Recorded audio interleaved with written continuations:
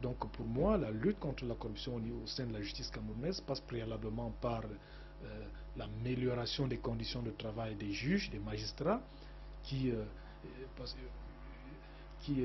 qui passe par l'augmentation de leur salaire, l'augmentation du personnel. Quand je parle d'augmentation du personnel, c'est parce que je sais pertinemment que lors de certaines audiences, certains juges se retrouvent avec 80 à 90 dossiers. Et il est inconcevable que en une audience, un juge se retrouve avec 90 dossiers. Moi, je peux vous garantir que si un juge ouvre un débat ouvre les débats sur 40 dossiers, je vous donne un mois pour qu'il ramasse les papiers dans la rue. Il perd la tête. Donc, à ce niveau, il faut penser à avoir un nombre de juges assez suffisant pour pouvoir satisfaire la demande dans les centres pénitentiaires.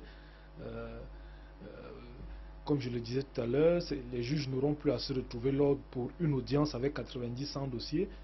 Je vous rappelle qu'une fois qu'un juge se retrouve avec 90-100 dossiers, je peux vous garantir qu'il va ouvrir le débat sur maximum 15 dossiers, faire mettre en renvoi 70 dossiers, mettre à délibérer peut-être, je ne sais pas, 5-10 dossiers, et voilà. Donc, et c'est dû à quoi? C'est dû au manque de personnel. Nous n'avons pas assez de juges pour pouvoir satisfaire la demande dans les centres pénitentiaires.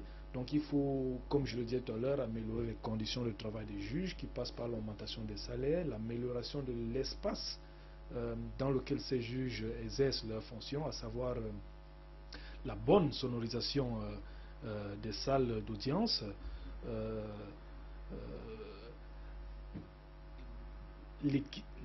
l'équipement des salles d'audience d'air conditionné, parce que dans certains tribunaux, vous arrivez, vous trouvez des juges plongés dans une chaleur avec les détenus. Vous ne pouvez pas savoir qui est juge, qui est détenu. Ils sont tous là dans cette chaleur et tout. Il faut mettre fin à ça. Donc moi, je pense que d'ici 2030, au lieu de 924 magistrats, nous aurons, je crois, 4500 à 5000 magistrats d'ici 2030. Et d'ici 2015, au lieu de 1450 à 1500 avocats, nous aurons d'ici 2015, je précise bien, près de 4500 à 5000 avocats pour pouvoir satisfaire la demande dans les centres carcéraux. C'est bien évidemment pourquoi j'ai mis en place le ministère chargé des réformes au sein de la justice, qui est bien évidemment le ministre Béné Daniel, qui s'occupera qui se chargera de réformer le système judiciaire, apporter également l'assistance juridique aux détenus et autres. Ça le concerne, il saura comment s'en prendre. Donc voilà, merci, et merci pour la question. Condamné pour les injustices et préjudices posés au peuple camerounais. Qu'en pensez-vous? Oui, je sais que la justice, je sais que l'allergie à notre gouvernement est tellement forte, comme je l'ai dit tout à l'heure, pour certains compatriotes, qu'elle fait disparaître tout objectif.